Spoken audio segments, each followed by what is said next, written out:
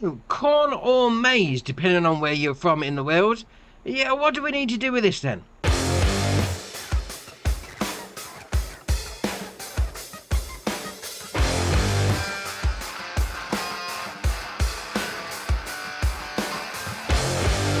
So first things first, obviously you're going to need to get your field prepped and ready to go. So if you're playing with ploughing on, you're going to need to make sure that it's been ploughed at some point.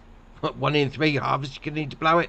Same again with lime. If you've got that turned on, obviously every 3rd harvest you're going to need to lime again. Then also you need to cultivate and then put 2 layers of fertilizer down.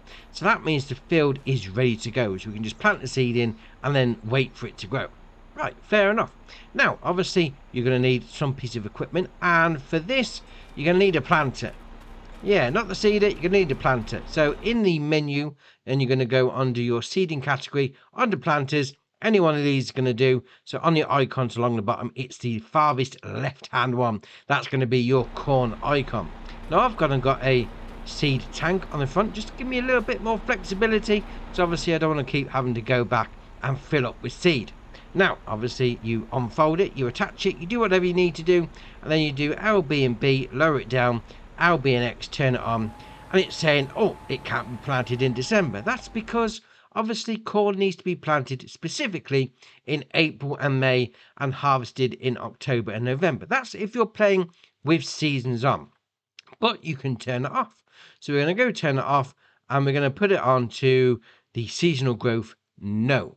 That means you can plant it whenever you like. Now, it is going to do its usual thing. It is going to take the same amount of time to grow, but obviously it just means you can plant it and harvest it whenever you like. Now, obviously, with seasons turn off, it's not going to wither either. So just, that might be a little bit of a thing for you. Entirely up to you. Right, so let's get this field planted then.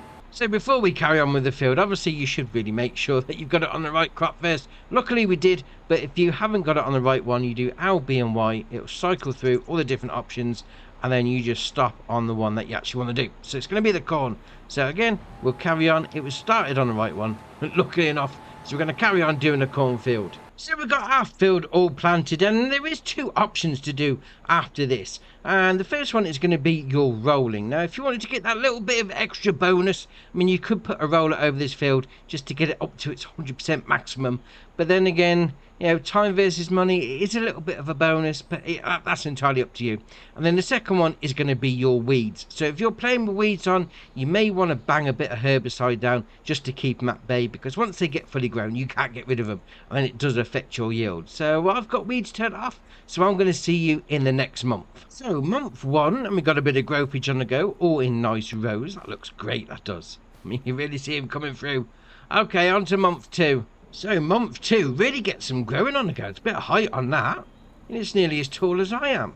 Oh, that's all right. So month 3, and they are definitely now taller than me. You can see visibly they have got big.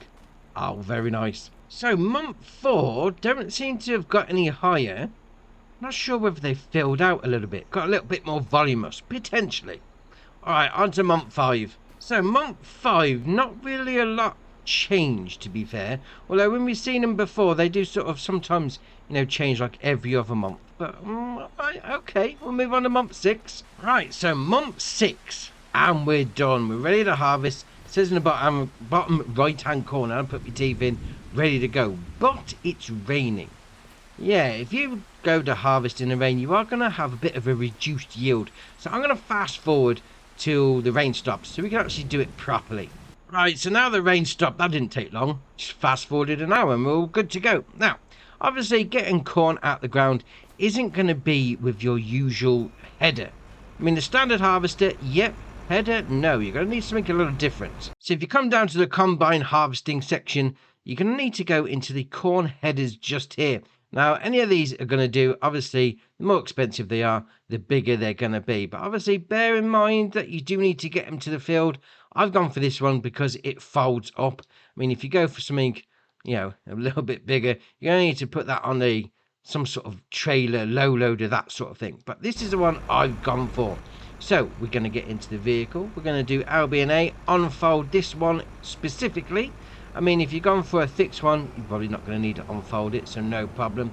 We're also going to do the unfold on the harvester as well, so that can do its whole animation.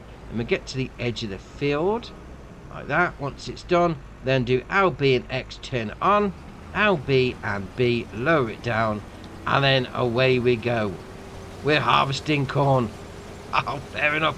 Now, just like the sorghum, it doesn't have a straw swath, so if you press LB and right on the D-pad, it's going to tell you, yeah, you can't swath the straw. So it is just a single crop on that style. So let's get the field done. Right, so that's coming up to finish off the field, and we're going to get close to 11,000. Oh, 10,915. Alright, fair enough. Now, obviously, we could potentially drive this harvester all the way down to the shop or the production chain where you're taking it, but ideally, you're going to take it down in a trailer. Now, a standard trailer, no problem, that'll work for it. Now, obviously, we could sell this stuff off, which is basically going to make a load of cash. But what about if you want to do something a little different?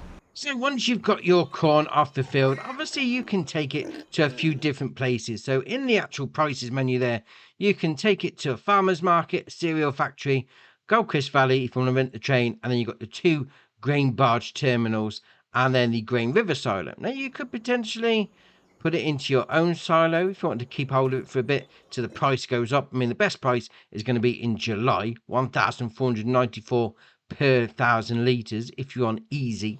Or you can put it into your pigs. Yeah, alright, fair enough. They like a bit of corn. Now, if you are going to be putting it into your pigs, that's going to form part of the base food, the 50%. So you are going to need to put some more in. Well, different varieties of food just to get it to 100%. So maybe not fill it all the way up. Or you can put it into the cereal factory. So you've got your pallet spawn point and your loading in point just there. Come to your production chain menu. So it's going to take your cereal.